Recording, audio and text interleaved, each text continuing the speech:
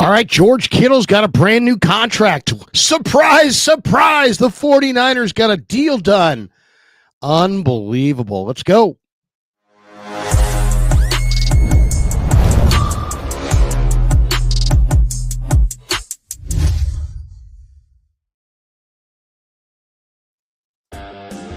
All right, we're off and running. Welcome to the Krueg Show. Bright and early. Happy April to the 29th. Welcome to the Krueg Show on a Tuesday morning. Hope everybody's having a great day. Happy April the 29th. George Kittle's happy. He's got a new deal. We're brought to you by Pig and a Pickle, the best barbecue in all of Northern California. Check them out. They're in Emeryville. They're in Corte Madera. They're open 7 days a week from 11 a.m. till 8 p.m. or until they run out. And they do run out, so get there early. Get some brisket chili. Tell them that Krueg sent you. We're also brought to you by Mancini's. That's right. Last day of Mancini's big spring clearance sale. Excuse me. Are you looking to upgrade your sleep? Now is the perfect time. Our friends at Mancini's Sleep World are kicking off their spring clearance sale starting on Tuesday, March 25th, and it doesn't end until today. Actually, it ends. Ended yesterday. It ended yesterday. So there you go. Yesterday was the final day of the sale. Mancini's is a proud sponsor of the Krueg Show. You get an extra 10% off when you use our exclusive code Krueg10. Once again, click in the description. Make sure you use the code Krueg10 to get your discount. Thanks for being a proud sponsor of the Krueg Show to Mancini's. All right. Sounding great, but off and running anyway. Gotta make money. All right, here we go. Kittle's got a new contract, and it's 4-year, $76.4 million contract, $40 million guaranteed. It's a done deal.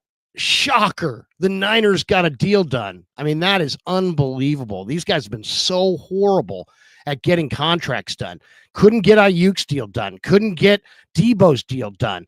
When I'm talking about get it done, they couldn't ever get any of these deals done on time. And they wind up screwing up their seasons because of it.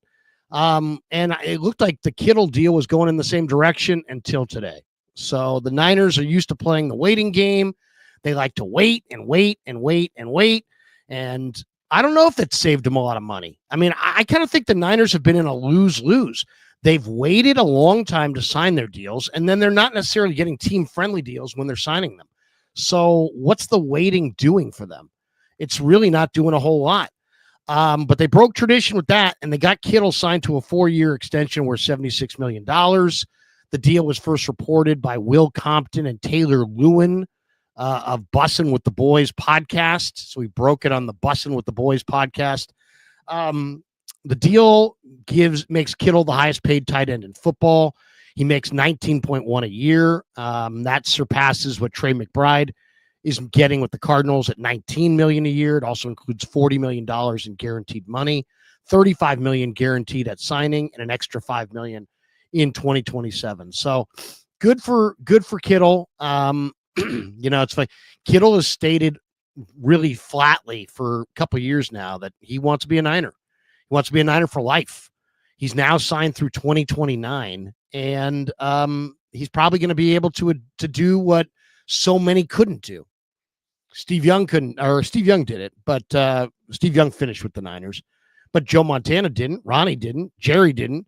Most of the stars don't finish with their original team, but Kittle's got a chance to do that. So it's the first extension of a huge offseason for the Niners that is going to be hopefully including Fred Warner's extension and Brock Purdy's extension.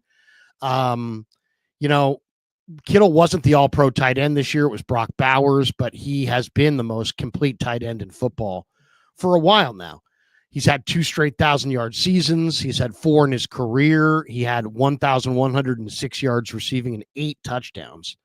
So he's really good. He's a really good player. He's a good receiver. He's a good blocker. In a lot of ways, he's the offensive swagger. He's the heartbeat of the team. He's an incredible player. He really is. And he's a good teammate. He's a guy that is a leader in the room. He's a positive leader. I think a lot of people really like George Kittle. So, so there you go. George gets signed. He gets the deal done on time. He will not miss any time. So good for the Niners. Good to get this done. They really, they're really in a bad spot this year at tight end if George goes down. I was looking at the depth chart. This is what the Niners have at tight end. They have George Kittle. They have Luke Farrell, who was a blocking tight end. They're free agent. And then they've got Mason Pline, Braden Willis, and Jake Tongas. And I got to think that Pline's got a really good chance to wind up being their receiving tight end. Willis, of course, was drafted with that gold helmet designation. He's never fulfilled that potential. Tongas is a great kid from Cal who's got good hand-eye coordination. He's a little underpowered. He's not can't really move anybody in the run game. Pline is a former basketball player from Ferris State who finished up at Furman, who the Niners redshirted last year. They signed him as an undrafted player. They gave him the redshirt year. And he's been a good soldier. He's worked out. He's gotten better. He's gotten stronger. I mean, I did an interview with him at the end of the year, and I asked him, hey, how are you a different player than at the beginning of the year? And he's like, hey, I'm way stronger. I'm way more knowledgeable. I'm better with my hands. I've got a better hand use than I've ever had. And I'm more of a football player now than I was when I first, came to the Niners, when I first got here. So there's no question that Pline, I think, got the redshirt year. They resisted any and all urgency to try to put him out there. They gave him the full redshirt year, and now we'll see. We'll see if Pline, can step in and be that receiving tight end. I think he probably can be. All he's got to do is beat out Willis and Tongas, and I think he's the third tight end.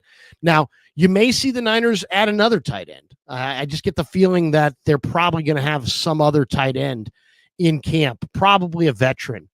So I would say, there's a very good chance that it's Kittle and Farrell and Pline and maybe one other veteran battling it out for a spot on the roster. So there you go. So Kittle is signed. That's good news. The deal gets done. There won't be a holdout, at least on the Kittle front, and the Niners did something right contractually. Good to see. I mean, that's good to see because they really haven't been able to get their stuff done in a timely manner. I mean, you couldn't get Bosa's deal done until the very end, and then he had a down year. You couldn't get the Ayuk deal done until he had missed a huge amount of camp, and then he got significantly hurt. So it's like, I almost kind of wonder, it's like, these deals, are they worth doing if you don't do them on time? I would say they're not worth doing if you don't get it done on time. If you get it done on time, then you're rewarding a player and you're getting him into camp on time. He's getting to, you do whatever he needs to do to get ready for the season. But if you hold out and you don't get the deal done and the guy misses training camp and then he misses the preseason, and then you're paying him a top dollar, it's like, that's a lose-lose. You're devaluing your assets when you don't get them signed on time and they don't have the proper practice schedule, regimen, and buildup. You don't just walk right off the street and all of a sudden you're playing week 4 in the NFL football. It takes a ramp up. And they've just totally said, screw that. We're going to save as much money as we can. We're going to do this the way we want to do this. It's burned them. Bosa didn't give him a good year. Ayuk didn't give him a good year. Now let's see if they can get a good year out of Kittle. And I'll say this, they got a better chance of getting a good year out of Kittle than they did out of Ayuk and Bosa because Kittle's going to have a camp. Kittle's going to have a preseason. Kittle's going to have a regular ramp up. So he's probably not going to have to rush it or do anything like that, anything crazy to get ready to play. He'll be ready to play. So to me, it was essential. It is essential that they get some of these contract situations done. Howie Roseman can get it done. How come John Lynch can't get it done? I mean, I got to ask that question eventually. Howie Roseman drafts really, really well, and he gets his guys signed on time. John Lynch drafts pretty poorly, and his guys don't get signed on time. So that's where we're at. I would love to sit there and say, well, the Niners have some advantage for holding, these holdouts for Ayuk and Bosa. And I'd love to say that it's benefited them, but it really hasn't.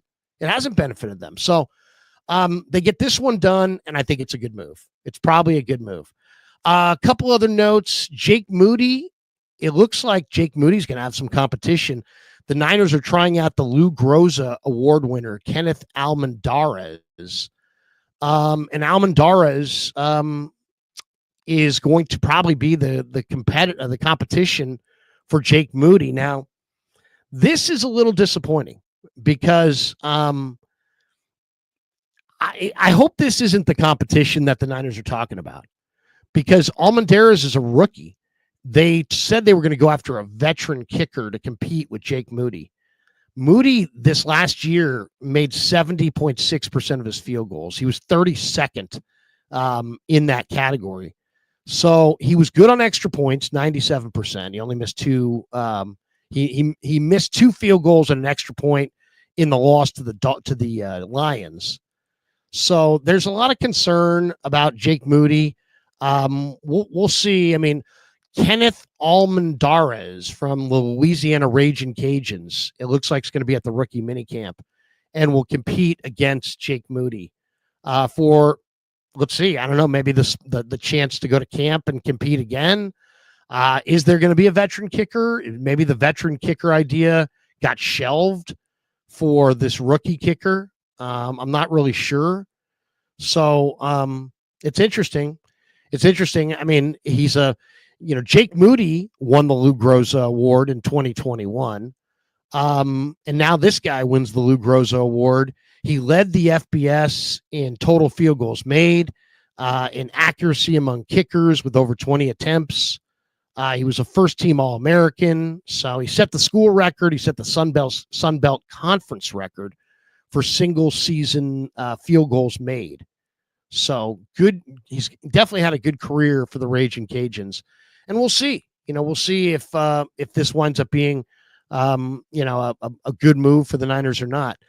They got to find some competition for Jake Moody. That's really the bottom line. You can't just hand it to him. You got to have a competition, preferably a veteran, but any competition will be good, because I think at this point, you can't just hand Jake the job. You got to make him compete for it. Really as simple as that. You got to make sure there's some competition for this job. All right, let's hit a couple of these. Oh, the other the other news of the day is it looks like Dre Greenlaw is hurt, and poor Dre Greenlaw, man. He looks like he's got a pulled quad and he's going to be out. There's times when I really want the Niners to listen to me, and then there's times when I'm like, I kind of just, want to be on record as saying this, but I really don't care if they listen to me. And I got that way at the end with Dre Greenlaw. It's like, I really love Dre Greenlaw as a player, and I definitely wanted to be like, hey, bring him back.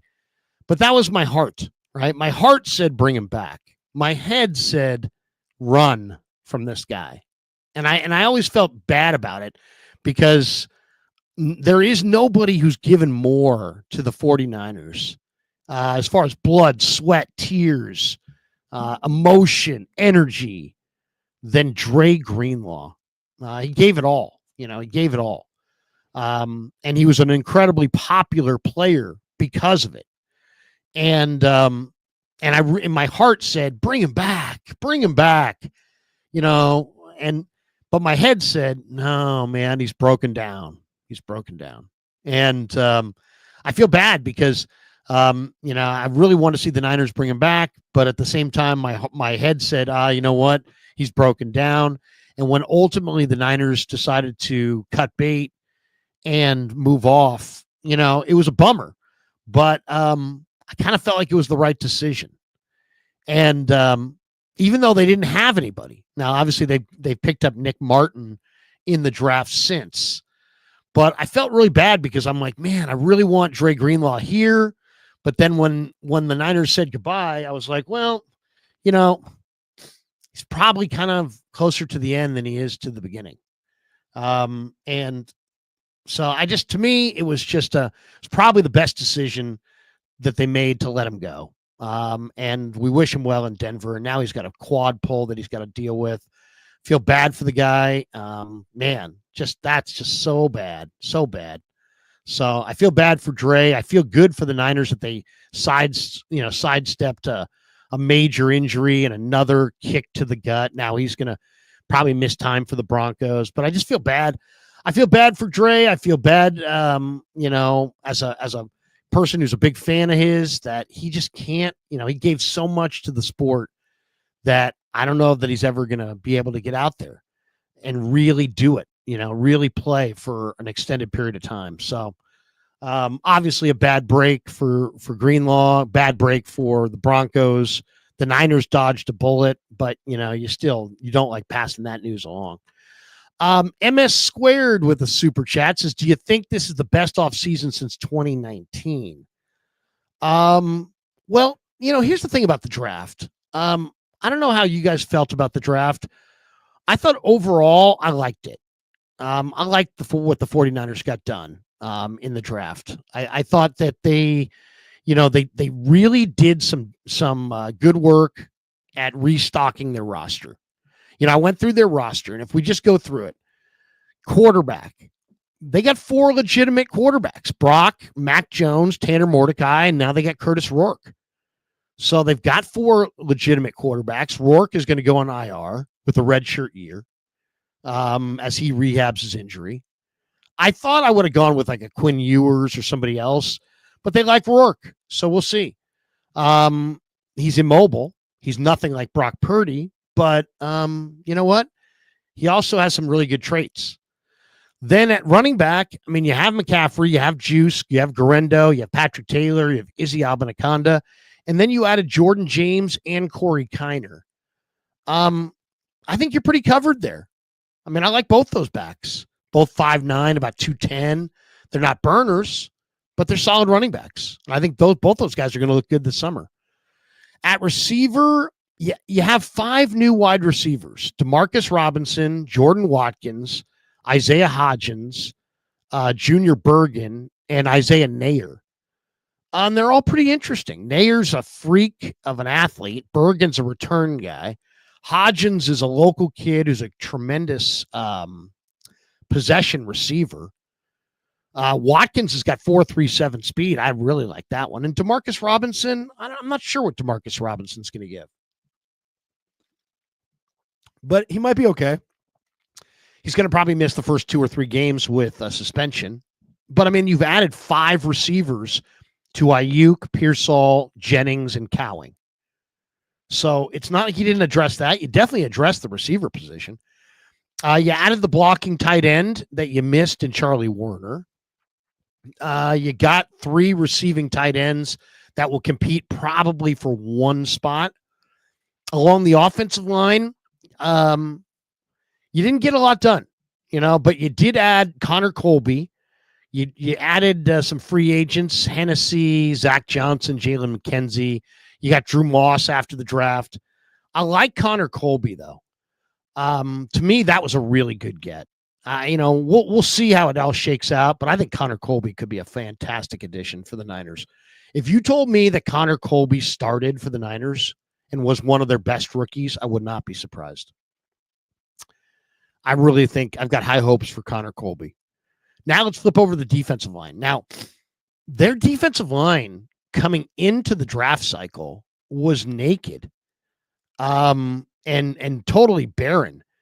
You got to have, I would say, 10 good defensive linemen, okay? You got to go to camp with about 15.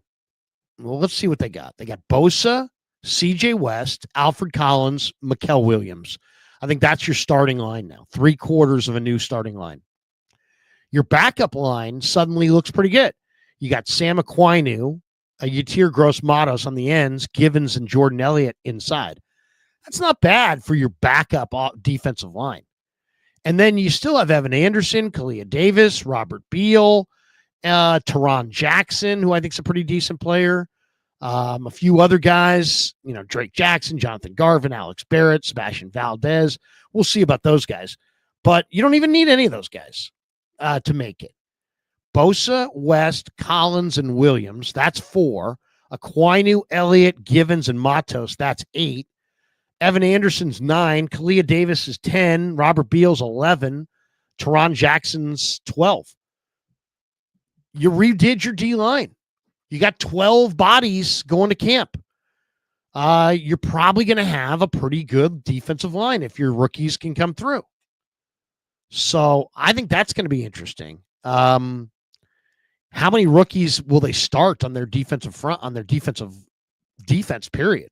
That's another question. At linebacker, I think D. Winters is going to be challenged by Nick Martin for his job. Gifford was brought in as a special teamer. You got Graham and Bethune and Curtis Robinson off the injury. You got Stone Blanton as an undrafted guy, Deshaun White. Warner, Winters, Martin, Gifford, those 4 for sure.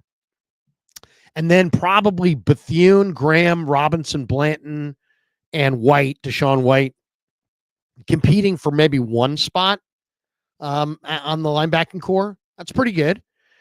At safety, obviously the injury to Mustafa is that hurts. But you have Mustafa, Brown, Siegel, who looks like a pretty athletic safety, George Odom, good special teamer. Year 2 for Jalen Mahoney. Quindell Johnson was a guy you signed. And then you added Richie Grant and Jason Pinnock in free agency. So the addition of Grant and Pinnock and Siegel gives you 3 more bodies at the position there. So you're definitely deeper there. And then at corner, to me, it's a big year for Darrell Luter. You got Lenore, Renardo Green, Upton Stout. You added Trey Brown. You have Trey Avery, Saron Neal, Trey Tomlinson. Then you got Jacob Robinson as an undrafted guy. And you have Darrell Luter. And Luter's the big-bodied guy that they really lack. It would be awesome if Luter could step up. To me, the Luter stepping up is that's one of the big things to look for this year. To me, I think it's going to be a really interesting year, and we'll finish with this thought. I think there's some veterans that are really going to be fun to watch this summer because they are going to be challenged for their roster spot, and we're going to find out what they're made of. And the list includes Darrell Luter. There's other guys now. You get drafted the first year, you're on scholarship. Then after that, you got to prove that you deserve to be here. And he's now in that he's got to prove it stage. Darrell Luter, big, strong, fast, talented, good-looking corner, great kid. Really, seriously. I call him a kid. He's married with a kid himself. He's a man. Luter's under some pressure for his job. Jake Moody is under pressure to keep his job. Tanner Mordecai could be under some pressure to keep his job. I think there's a very good chance that Mason Pline is under pressure as an incumbent to stay on the roster. He was scholarship last year. That scholarship ended. Jacob Cowing, I don't think has his roster spot established. Spencer Burford and Nick Sakel. How many years can those guys be on the bench before they're kind of challenged to step up and fight for their job? Robert Beal, Drake Jackson, D. Winters, Jair Brown. I think every one of these guys is really, if they play well, they're going to be on the team. But if they don't play well, they're not. They're going to have to play better to keep their job. Really as simple as that. And I think that's a good thing. You got to have some competition on your roster. Competition is always a good thing. And the more competition you have in camp, the better your team is likely going to be. So, there you go. There's the Niner news of the day. We have another super here. Let's get this one as well. MSQ, he says, can a professional soccer player be an NFL kicker right away? Yes. There's no rules against that. If the Niners found a soccer player that somehow was a great kicker and he was playing right now in the MLS, yes, they could sign him, bring him to camp, and boom, he's your kicker. So yes, MSQ, do you have an idea or two that you want to throw our way? Let us know. We'd love to pass it on to John Lynch. Hey, John, here's a soccer player. He says Tony Miola. Look at that. We've got Dre Area Sports. Nicotina's in the chat. He says, "What's up, Krueg? What's up, Nicotina?" Ninja Dom says Niners should just sign Justin Simmons. That will be the interesting thing. Will the 49ers sign a veteran or two between now and camp? I would probably say it's likely, but not for big money. Like if you're looking for Keenan Allen, probably not. If you're looking for Asante Samuel Jr., probably not. But if you're just looking for, some veteran safety or some veteran offensive lineman or some veteran defensive lineman or something like that, veteran linebacker, I could see the 49ers signing 2 or 3 veteran players between now and camp. They don't have a lot of roster flexibility right now. They'd have to get rid of some guys, but I could see them upgrading a couple spots on their roster. It's possible. Mr. Swedgen says Darrell Luter must lack mental awareness. He displayed incompetence in the Super Bowl, which cost the 49ers the game, among other not-headed plays. Come on. You've got to be kidding me. You're going to blame Darrell Luter for, in the midst of a coverage play, a ball bouncing in a crazy manner, edged off of his foot, and you're going to hold his feet to the fire on that? Come on. There were other guys who missed blocks. There were guys who dropped footballs. I mean, this guy was doing his job and the ball randomly found him. Come on. That's incompetence in the Super Bowl. Then what's CMC fumbling? Super incompetence. What's George Kittle talking to the defensive end as the ball's on the ground? Is that incompetence? I mean, if we're just going to call out any adversity as incompetence, then George was incompetent and CMC was incompetent and the Niners offensive line was incompetent. And, it's like, where does it end? Come on. It was a bang play. It went off the side of his foot. He never saw the ball, probably never felt it. That was not incompetence. That was random bad luck. I think the guy's a pretty good prospect, to be honest. Paul Glass says, Larry, local Duck fan here. Jordan James may not be elusive as Bucky, but he holds the squat record at U of O at 685 pounds. Wow. We call him Tractor Cedo. That's good to know. Paul, thank you for that. As far as Jordan James goes,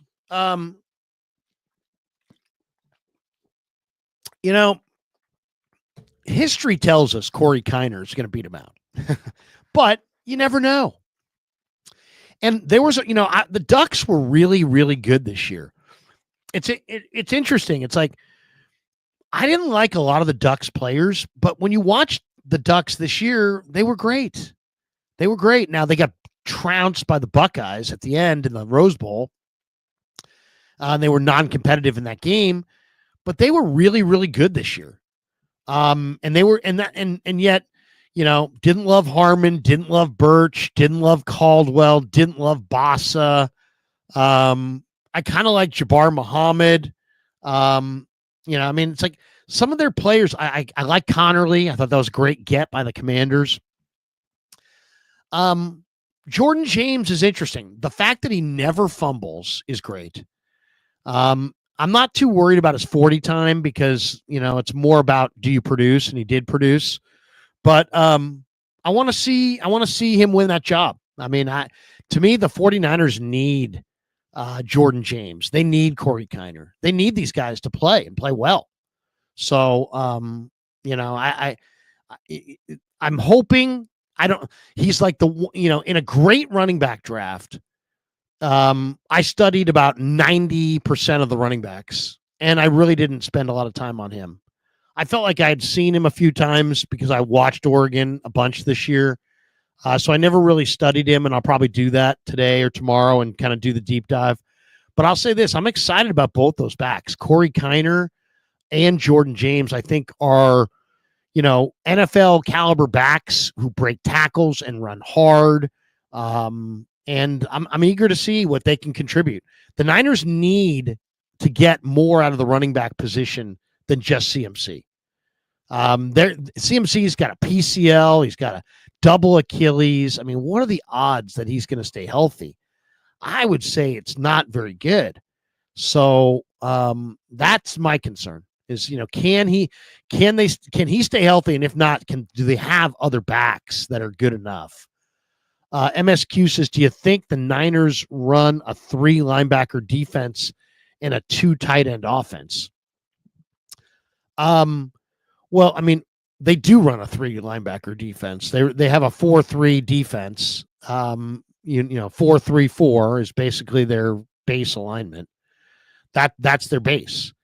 Now, we're in a weird point in NFL history where teams are in the sub package over 80% of the time.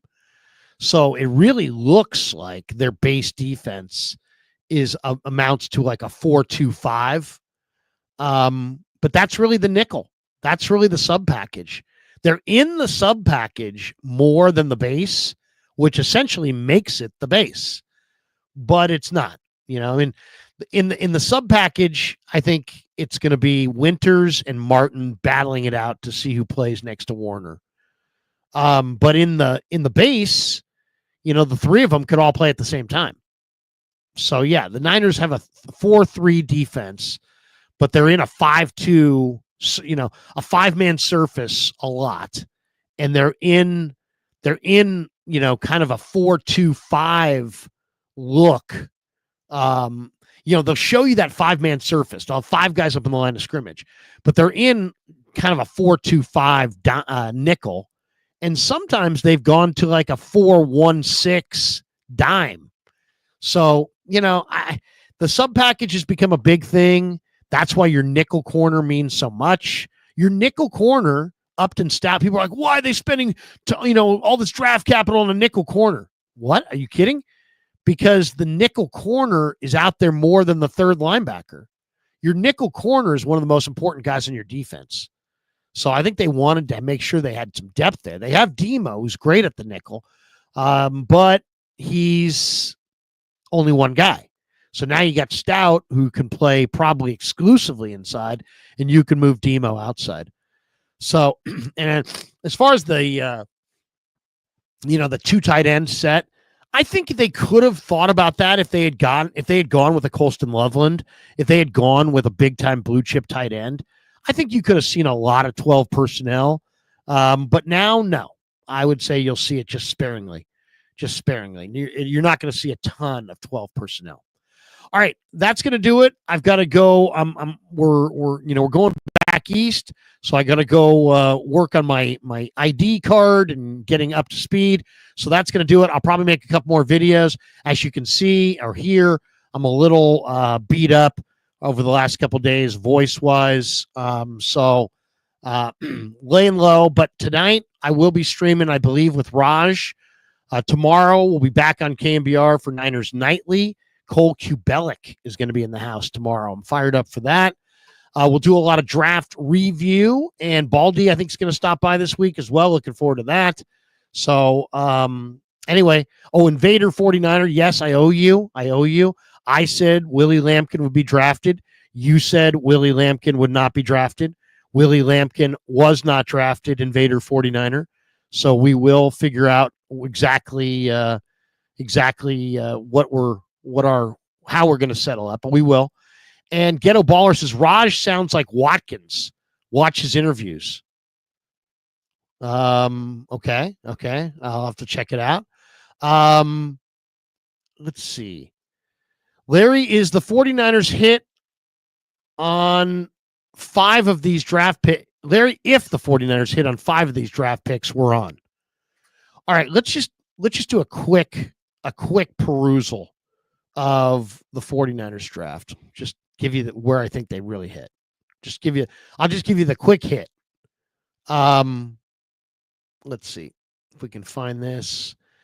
Show you the Niners draft. Now, I was not a big fan of Michael Williams, but I still think they probably hit. I mean, he's too good of an athlete for them to miss.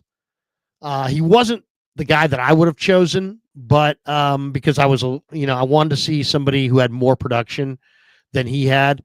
But you know what? I think that's a hit. So I would say I'm hoping they hit on Mikel, Alfred Collins, Nick Martin, Upton Stout, CJ West, Jordan Watkins. I'm not sure about Jordan James, Marquise Siegel, Curtis Rourke, Junior Bergen. I love the Connor Colby pick. So I would say if they hit on Colby, Watkins, West, Stout, Martin, Collins, and Williams, they hit on 7. Now, after the draft, I think they probably hit on 1 or 2. Nayor from Nebraska is pretty interesting. Corey Kiner, I think, is very interesting. The corner, Robinson from BYU, I think he could be interesting. So, I think the Niners may have hit on about 10 total players, which is good. I don't think their draft was as good as some of the teams in the league because I think they took kind of a speculative approach to day 3. They reached for Marquise Siegel. I mean, they reached for Junior Bergen. They reached for Jordan Watkins. Heck, they kind of reached for Nick Martin, but they still found guys that they like. And we'll find out. I mean, they had a great 24 draft. I like the day 1, day 2 stuff. I like Connor Colby on day 3. I think they got a little cute on day 3. I got to be honest. Siegel, Bergen, Rourke. We'll see. I don't have super high hopes, but it's not like I know those guys are busts. I just don't know if they're hits. I think the other guys are. If you said who am I most confident in being a hit, CJ West. CJ West absolutely is a hit. If I had to go with a second one that's absolute, I'd probably go Nick Martin. I think Nick Martin's going to be a pretty good hit as well. So they hit on a few guys. And we're going to find out if I will say this. I don't think the 49ers are some, heavy favorite, but I would put them in the Super Bowl mix. The Smitty says Nick Martin's not a reach. I don't think he is either, but when I looked at where Brugler and where Matt Miller had him rated and where he went, it absolutely was a reach. I mean, just to give you an idea. Dane Brugler said Nick Martin was the 208th best prospect or 200th best prospect. Matt Miller said Nick Martin was 234, and the Niners took him at 75.